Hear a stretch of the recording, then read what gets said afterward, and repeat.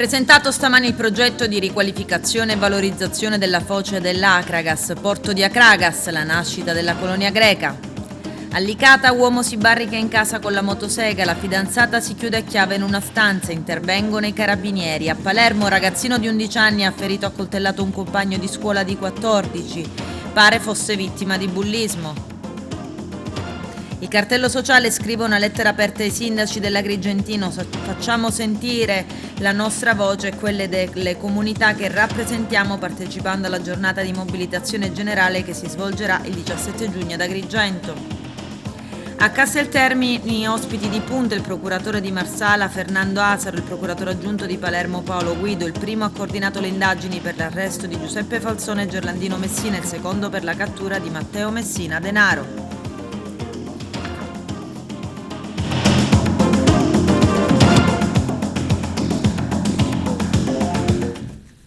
Bentrovati gentili telespettatori al nostro appuntamento con l'informazione. Presentato stamani il progetto di riqualificazione e valorizzazione della foce dell'Akragas, porto di Akragas, la nascita della colonia greca, la conferenza stampa al Libero Consorzio di Agrigento. Il nostro direttore Arturo Cantella.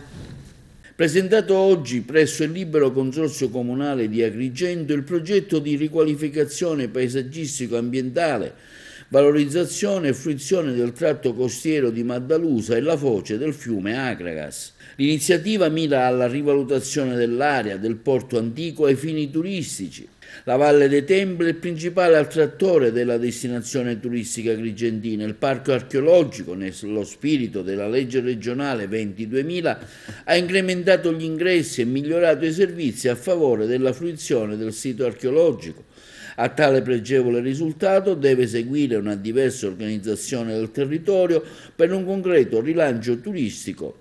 Le presenze turistiche risultano stagnanti ed è necessario intervenire sulla filiera turistica, il cui governo è debole e ha subito anche un decennale blocco dell'ente provinciale. Questi aveva avviato importanti progetti di sviluppo, essendo invece stato destinato all'abolizione. L'acqua, il mare, i fiumi, i laghi sono stati sempre elementi vincenti per lo sviluppo del turismo.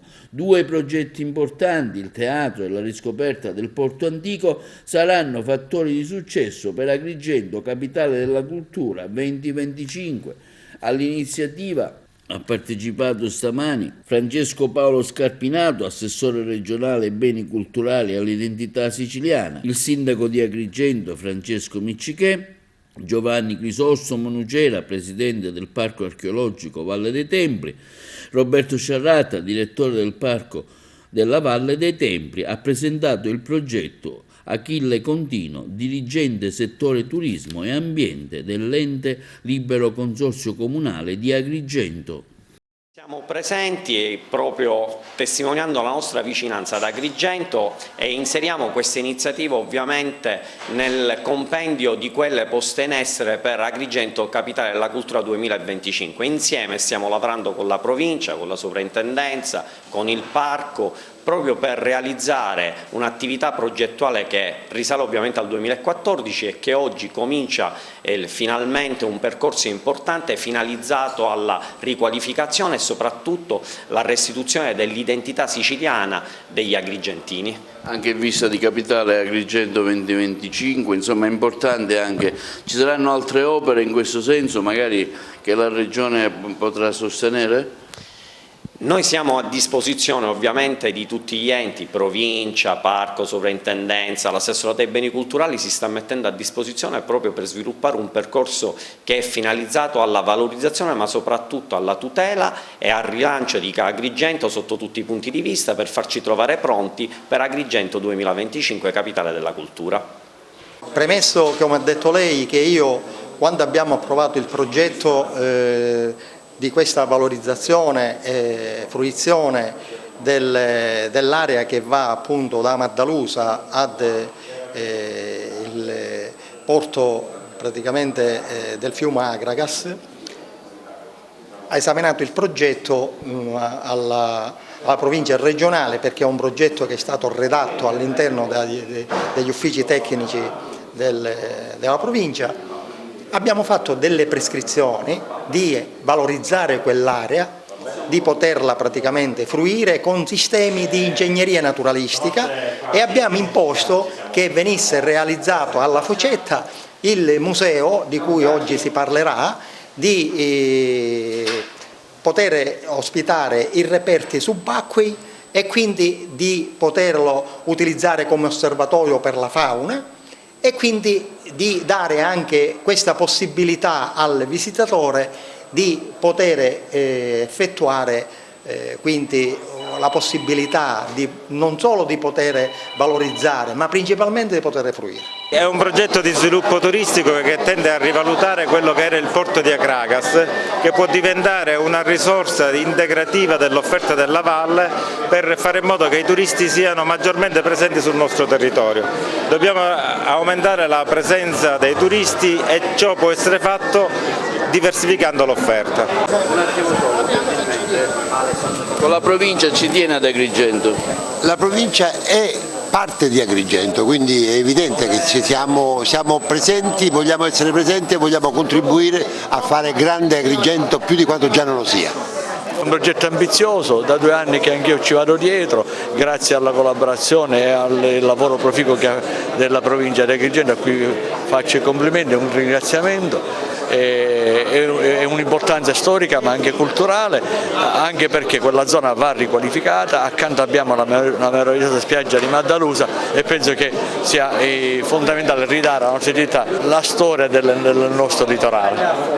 Avrebbe agito per difendersi dall'ennesimo atto di bullismo il ragazzino di 11 anni che ieri pomeriggio ha ferito a coltellate un compagno di scuola di 14 anni e quanto emerge dalle prime ricostruzioni dei carabinieri coordinati dalla Procura dei Minori di Palermo, guidata da Claudia Caramanna. Il ragazzino di 14 anni ferito in seguito ad un accoltellamento sta bene, è in grado di camminare e comunque è rimasto in osservazione al pronto soccorso dell'ospedale civico di Palermo con i genitori. I medici guidati dal primario Massimo Geraci hanno verificato la presenza di diverse ferite, da arma da taglio sulle mani e sul torace. Una coltellata avrebbe anche lambito un polmone. A Licata un uomo si barrica in casa con la motosega, la fidanzata si chiude a chiave in una stanza, intervengono i carabinieri. Vediamo. Si barrica in casa e minaccia di suicidarsi con una motosega. Sono intervenute più pattuglie dei carabinieri, quelle del nucleo radiomobile, nell'abitazione di Licata dove inizialmente era stata segnalata una lite. I militari dell'Arma non sono però riusciti ad entrare nella residenza, dove l'uomo si era nel frattempo barricato con all'interno la propria fidanzata. La donna, stando a quanto è stato ufficializzato dalle ricostruzioni dei carabinieri, è riuscita a rinchiudersi a chiave all'interno di una stanza e a scongiurare per lei probabili tragiche conseguenze.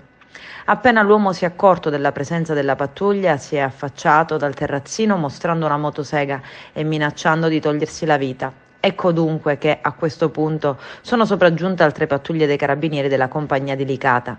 I militari hanno iniziato una sorta di trattativa per far desistere il licatese dall'intento. Trattativa che è andata a buon fine, visto che i carabinieri sono riusciti a convincere l'uomo a uscire di casa e a essere portato sull'ambulanza già pronta sul posto. La donna è stata nel frattempo portata in caserma per ricostruire cosa è effettivamente accaduto. A Casteltermini torna la primavera antimafia, ospiti il procuratore di Marsala, Fernando Asaro, che ha condotto le indagini che hanno portato all'arresto dei 2 super latitanti agrigentini Giuseppe Falzone e Gerlandino Messina, e il procuratore aggiunto di Palermo Paolo Guido, che ha coordinato le indagini per la cattura di Matteo Messina Denaro. L'evento si è svolto all'Istituto Archimede ed è una vera e propria festa di sensibilizzazione contro ogni tipo di mafia. La collega Maristella Panepinto ha presentato il suo libro Carlo Alberto Dalla Chiesa, il papà dei carabinieri. Irene Milisenda. È una giornata importante per Casteltermini parlare ai giovani di antimafia. Che valore assume? Il valore è molto importante perché da alcuni anni non veniva più fatta per il problema Covid. Ora finalmente l'abbiamo ripresa e tra l'altro noi comunque facevamo la vendemmia antimafia perché era all'esterno, quindi in aree aperte poteva essere fatta. Comunque questo ritorniamo con la primavera antimafia, è un momento importante per tutti, compresi gli studenti e principalmente per loro, che diamo un segnale a tutti che ovviamente lo Stato c'è e c'è sempre e riesce pure a contrastarla bene. Infatti abbiamo 2 procuratori, Asaro e Guido, che hanno portato avanti le loro indagini facendo arrestare dei latitanti molto pericolosi. Quindi che dire, siamo lieti di ospitare qua a Casteltermine questo evento e la scuola Archimedi ci ha dato la possibilità pure di mettere a disposizione i locali. Sì, è un importante perché va ricordato quelli che sono stati i costruttori dell'autostrada della legalità che noi oggi percorriamo rispetto a tanti anni fa quando ciò non avveniva.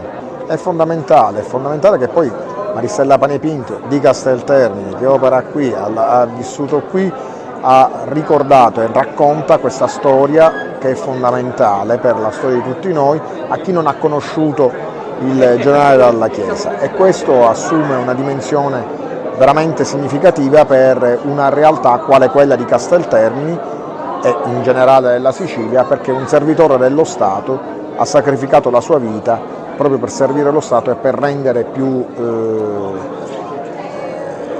ampia la legalità nel nostro territorio. C'è ancora tanto da fare per cambiare le sorti di questo Paese?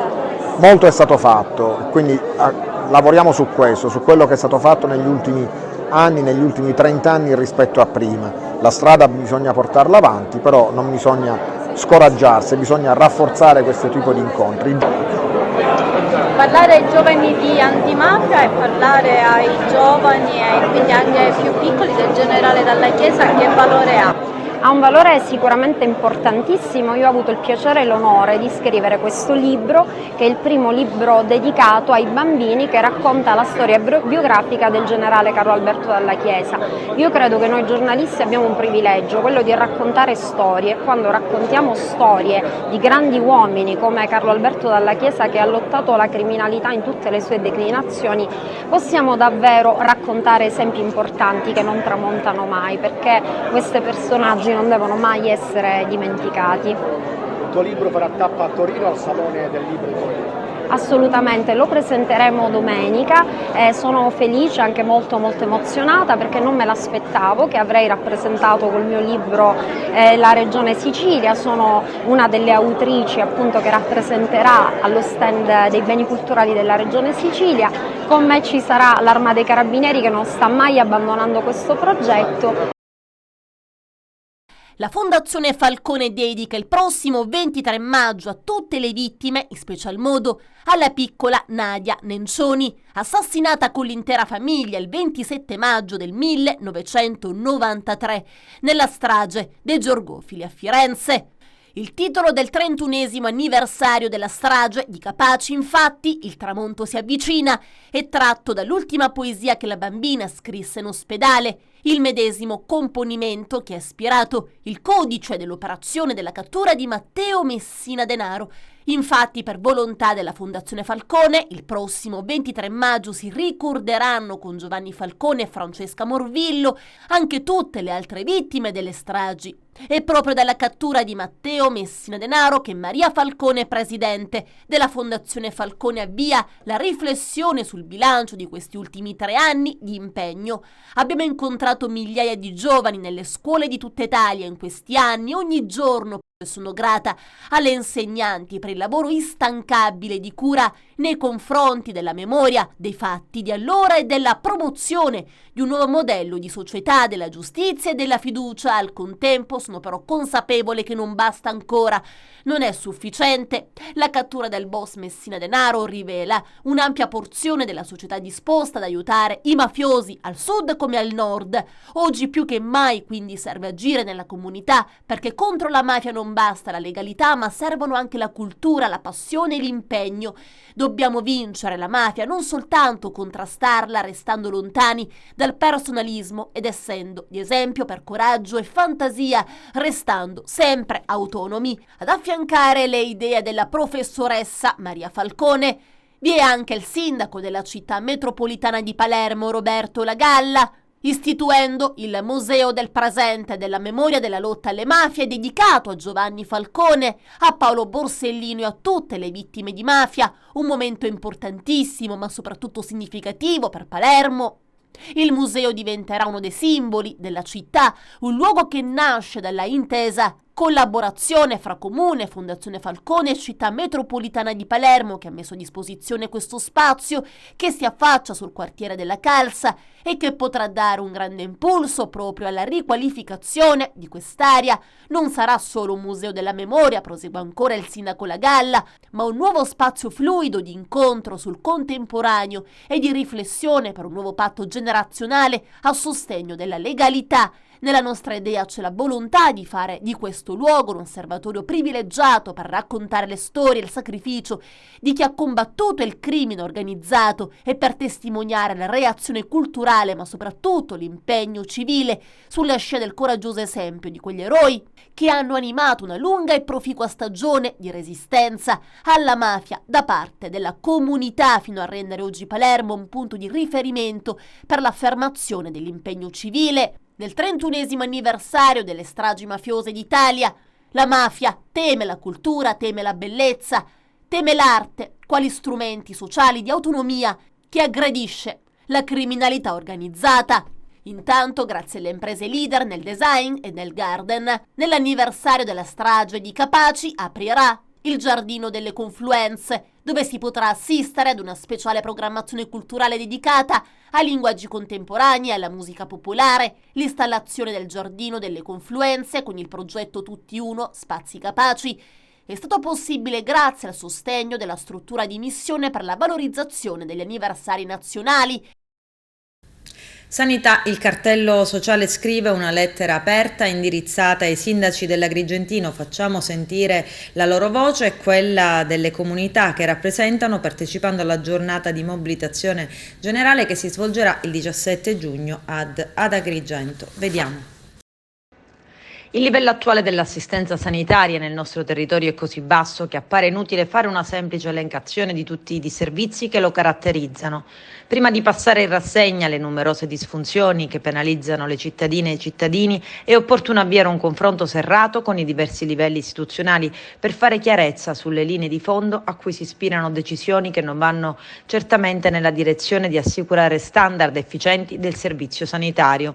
Lo hanno scritto Don Mario Sorce, Alfonso Buscemi, Emanuele Gallo, Gero Acquisto e Salvatore Pezzino del Cartello Sociale in una lettera aperta indirizzata ai sindaci dell'Agrigentino. Si parla di insostenibilità del sistema sanitario complessivo. Se i soldi non ci sono, le regioni hanno poche scelte se non quella di tagliare i servizi e non poter garantire i livelli essenziali di assistenza. Intanto si registra l'ulteriore aumento della spesa privata per la salute, cioè di quello che i cittadini pagano di tasca propria, che già oggi è a livelli altissimi, argomenta il Cartello Sociale. Senza scendere ulteriormente sulle carenze del sistema sanitario locale, non c'è dubbio che il quadro generale impone una mobilitazione per salvaguardare il servizio sanitario pubblico che deve coinvolgere sindaci, forze sociali, associazioni di categoria, lavoratori e lavoratrici del settore, oltre a tutti quei movimenti spontanei che già hanno fatto sentire la propria voce per denunciare quella mala sanità che colpisce tutti a partire dalle fasce più fragili della popolazione. Pertanto rivolgiamo un accorato invito, ecco l'appello lanciato dal Cartello Sociale ai primi cittadini della provincia di Agrigento affinché facciano sentire la loro voce e quella della comunità che rappresentano, partecipando alla giornata di mobilitazione generale che si svolgerà il 17 giugno ad Agrigento con un concentramento a Piazza Cavour alle ore 10 per poi sfilare in corteo attraverso il Viale della Vittoria fino a Porta di Ponte, dove ascoltare alcune testimonianze e infine per consegnare al prefetto un documento che illustra le ragioni dell'iniziativa. Un'offesa all'intelligenza delle persone e soprattutto è uno sfregio a tutti coloro i quali hanno visto in quella struttura un supporto e soprattutto una struttura che ha salvato tante vite. La proroga per scongiurare la chiusura della cardiochirurgia pediatrica di Taormina appare sempre più concreta ma soprattutto vicina. Il presidente della regione siciliana Renato Schifani infatti ha già avviato una interlocuzione con il ministro della salute Orazio Schillaci in merito alla proroga della convenzione con il Bambino Gesù per il reparto dell'ospedale San Vincenzo di Taormina. Sulla pelle delle persone e ancora peggio sulla pelle dei bambini e delle sofferenze dei bambini. Il centro cardiologico di Taormina, fra l'altro, è un punto di riferimento non solo per la Sicilia, ma per l'intero meridione e soprattutto per la Calabria. Si allontana così la chiusura della cardiochirurgia pediatrica dopo l'incontro tra ASP, Assessorato alla Salute, e Fondazione Bambino Gesù. Si va infatti verso la proroga della convenzione che dovrebbe tenere in vita l'importantissima unità ospedaliera. Così esordisce in una nota il capogruppo del Movimento 5 Stelle all'ARS, Antonio De Luca, che sta seguendo da vicino l'evolversi della situazione. Già negli scorsi giorni l'assessore alla salute della regione siciliana, Giovanna Volo, aveva manifestato l'intenzione di appellarsi al governo nazionale per ottenere una deroga e non far chiudere il centro medico il 31 luglio, poco dopo l'apertura della nuova cardiochirurgia pediatrica a Palermo, prevista invece per il 1 luglio. C'è l'intenzione di non chiudere e questo rende felice chi ha lottato e manifestato per ottenere questo risultato. D'altra parte però, se la battaglia è vinta, la strada per concludere la guerra su questo fronte continua. Tra qualche settimana, dice Antonio De Luca, il reparto avrebbe chiuso e sono felice di aver dato un contributo determinante per mantenerlo aperto. La battaglia è praticamente vinta, la guerra però per salvaguardare il centro di Taormina non si è di certo conclusa. Io continuerò a combatterla quotidianamente. Il risultato dell'incontro l'ho atteso proprio qui alla Sirina, davanti alle porte del centro di eccellenza, discutendo con gli operatori e il direttore sanitario Paolo Cardia del grande lavoro che ci attende.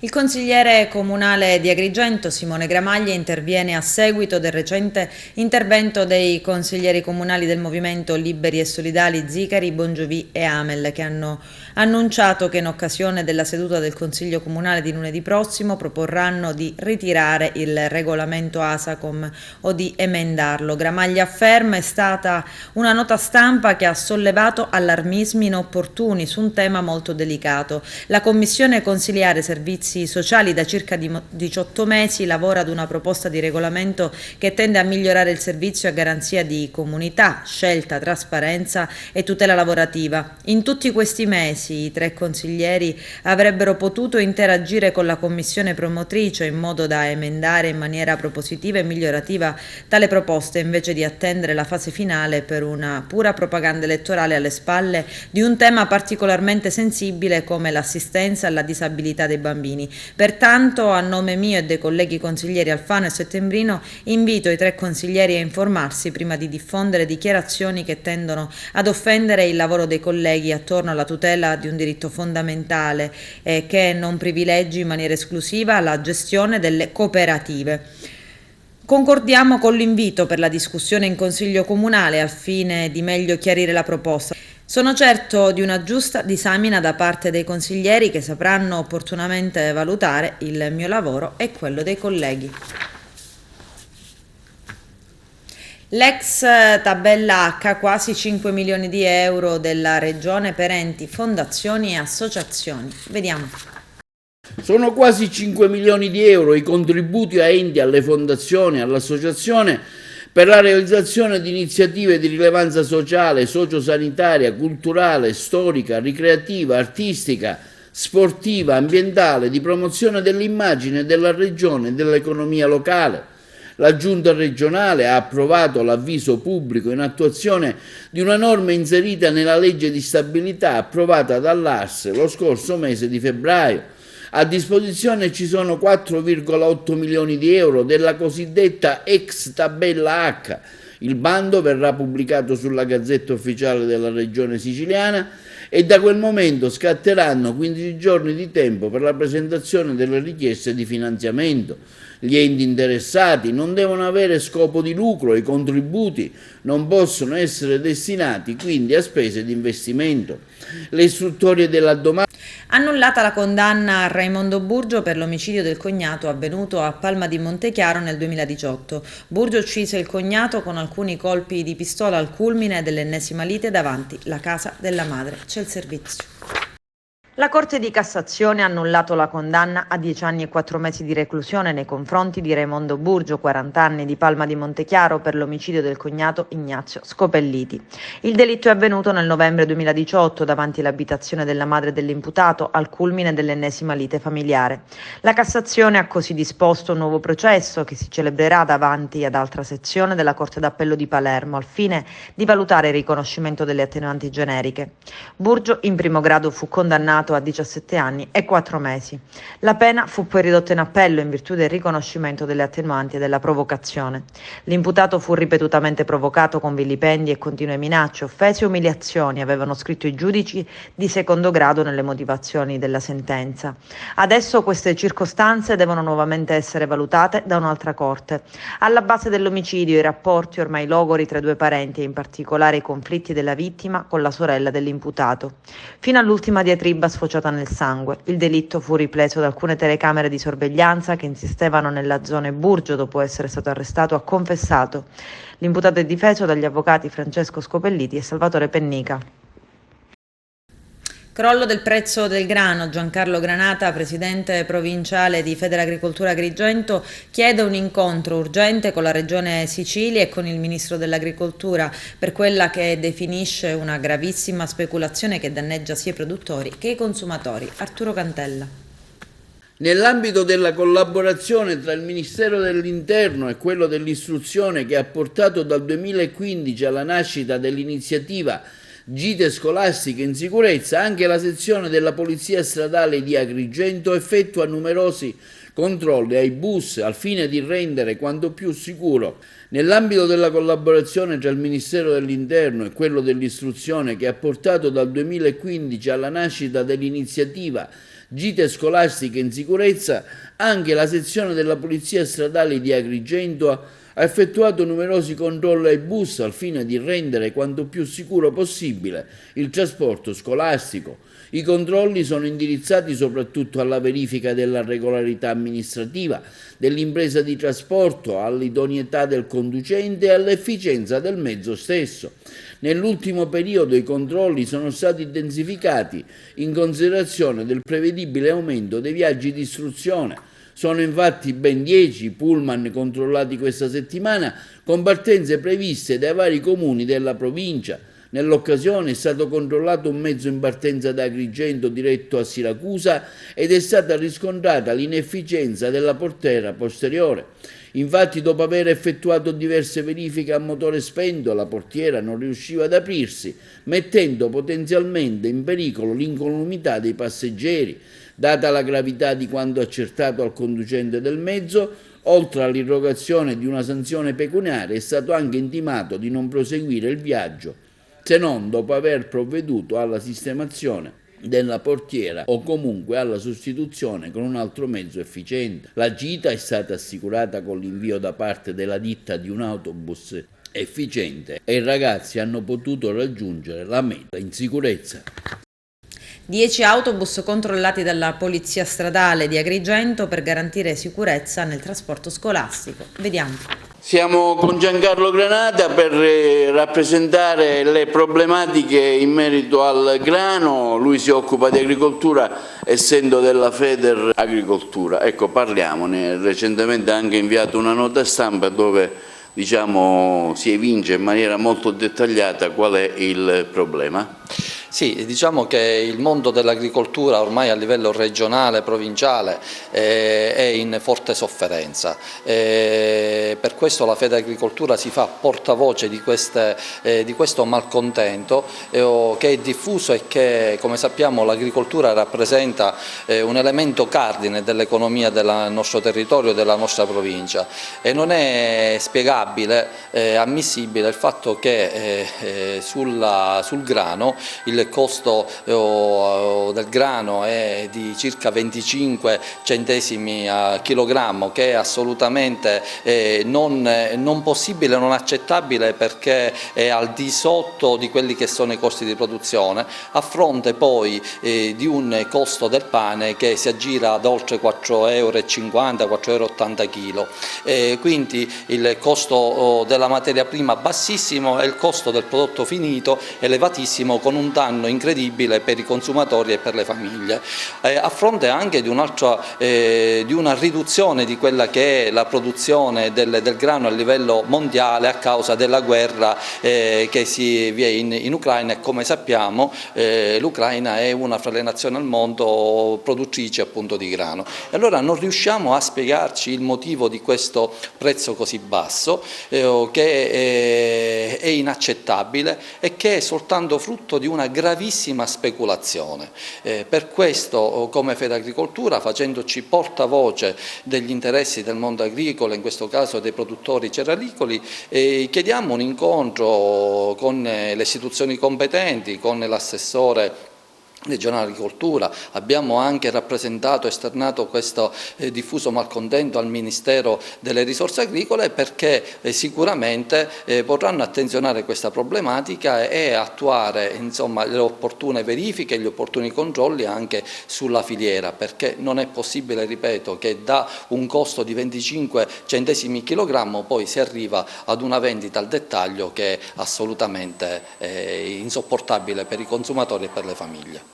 Riflettori accesi su Sambuca di Sicilia, borgo tra i più belli d'Italia, che quest'anno è stata scelta come sede del 21° concorso enologico internazionale Città del Vino. Ad organizzare la manifestazione, tra le più importanti del settore, è l'Associazione Città del Vino. L'Associazione Città del Vino nasce nell'86 per reagire a uno scandalo che aveva coinvolto tante grandi tutto il mondo del vino italiano, quello del metanolo. In quell'occasione si riunirono dei sindaci all'Enoteca regionale, anzi nazionale di Siena, e nacque l'Associazione Città del Vino. Il concorso vuole promuovere e valorizzare il legame tra vino e territorio, a conferma di un binomio che oggi è alla base del successo dell'enoturismo, un settore in crescita e che secondo le stime quest'anno interesserà oltre 10 milioni di vacanzieri.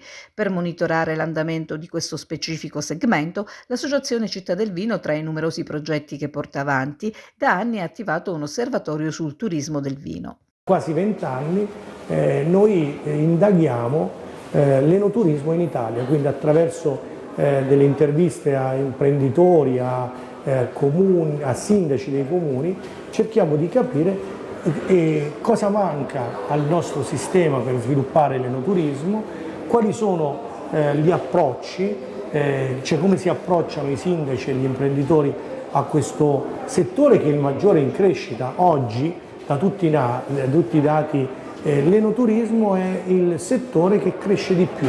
Ma perché cresce di più di tutti i turismi? Perché è l'unico, o meglio, quello che consente di fare maggiore esperienza, cioè è il turismo, la modalità di turismo che dà la possibilità di fare il cosiddetto turismo esperienziale, visitando le cantine, ascoltando le storie dei produttori, come viene prodotto un vino dalla raccolta alla vinificazione.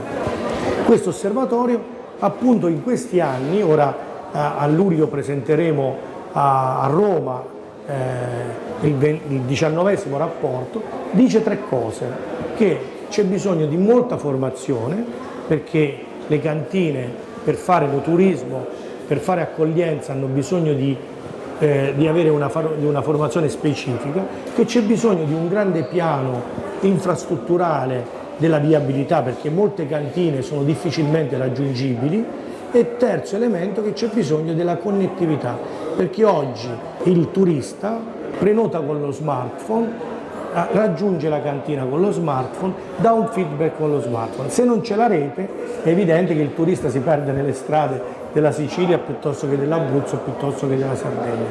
Quindi oggi noi abbiamo altri nuovi progetti da indagare, stiamo valutando anche un progetto importante come sulla realtà aumentata, che consentirebbe di avere immediatamente, in maniera come dire, innovativa, informazioni su un vino, semplicemente inquadrando un'etichetta. Adesso c'è la pubblicità, tra poco vi aspetto. Michele Arcangelo Maria Antonio Vinti, nato il 18 gennaio 1893 a Grotto e morto il 17 agosto 1943, è venerabile con decreto papale dal 2021. Da oggi a Grotto ci sarà una statua in suo onore. Vediamo. Attraverso una nota stampa inviata alla nostra redazione, l'operatore culturale Giovanni Costanza, da sempre devoto del venerabile padre Michelangelo Arcangelo Vinti, informa che alla data odierna alle 18:30 nella chiesa madre, dopo la celebrazione della Santa Messa adiacente Piazza Marconi, parliamo del comune di Grotte, prendono il via i festeggiamenti per la collocazione di una statua del venerabile padre Michele Vinti, a testimonianza della costante e fervente devozione dei grottesi. Un prete, conclude l'operatore culturale Giovanni Costanza, semplice, umile, il quale dopo aver svolto il suo ministero sacerdotale in una parrocchia di Cianciana, in un periodo di grave ristrettezze economiche, concluse la sua missione sacerdotale nella piccola comunità di Grotte a sostegno dei poveri, degli ammalati e degli emarginati. Oggi a Messina Village Inclusive, un'iniziativa contro l'omo, la lesbo e la transfobia. Vediamo.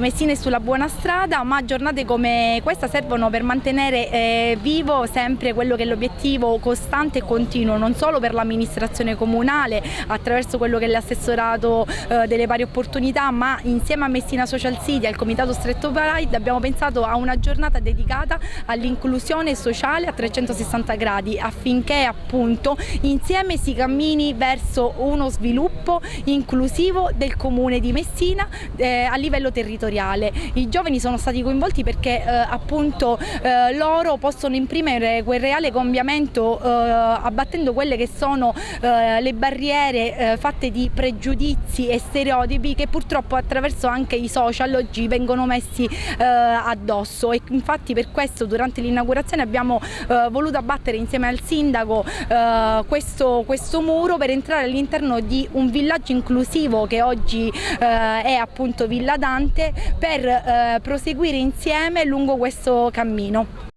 Ancora le discriminazioni sono tanti verso i migranti, verso gay, lesbiche, anzi in questo momento noi registriamo una discriminazione maggiore verso le persone trans, qua a Messina in particolare per quanto riguarda il lavoro. E questo è qualcosa che va superato perché sono persone come tutti, tutte e tutto, e hanno diritto al lavoro come chiunque. Messina è molto avanti, devo dire, come città. Ci sono delle situazioni che vanno ancora raffinate, vanno controllate, ma non dimentichiamo, come dico sempre, che Messina è una città indifferente e quindi stiamo sempre in guardia al fatto che dall'indifferenza non sappiamo cosa può venire fuori. Basket playoff Serie A2, oggi gara 3 contro Cremona. Arturo Cantella. Oggi alle 20:30 al Pala Moncada andrà in scena gara 3, un dentro fuori per la squadra del Coach Cagnardi che ha perso le prime 2 sfide a Cremona e ora prova il tutto per tutto tra le mura amiche. La Fortitudo è chiamata all'impresa contro la Vanoli Cremona nei quarti di finale del tabellone, ora nei playoff, per poter approdare in Serie A. La Vanoli Cremona è una delle 2 squadre ad aver vinto al Pala Moncada in tutta la stagione, ma era la seconda giornata nel mese di ottobre e ancora troppo presto, prima che le mura amiche diventassero un vero e proprio fortino. In gara 2 la squadra del coach Cagnardi ha tenuto testa per metà della partita e ha dimostrato che al massimo delle sue potenzialità ha ancora una chance di giocarsela e avere il pubblico a favore. L'ipotetica gara 4 in casa possono essere un grande stimolo per trovare l'impresa. Torniamo ad Agrigento per gara 3 e siamo consapevoli della forza della preparazione dei nostri avversari che a oggi ci sono stati semplicemente superiori. Sarà una gara diversa dalle precedenti, ci siamo preparati con l'intenzione di regalare una vittoria alla nostra gente e alla nostra società. Sentiamo quindi di meritarla per il cammino fatto fino ad ora e sappiamo che il Pala Moncada ci spingerà oltre i nostri limiti. Stasera, prima della partita, verrà premiato Alessandro Grande come MVP del campionato per il mese di aprile. Quindi a stasera per vivere una grande emozione, una grande partita.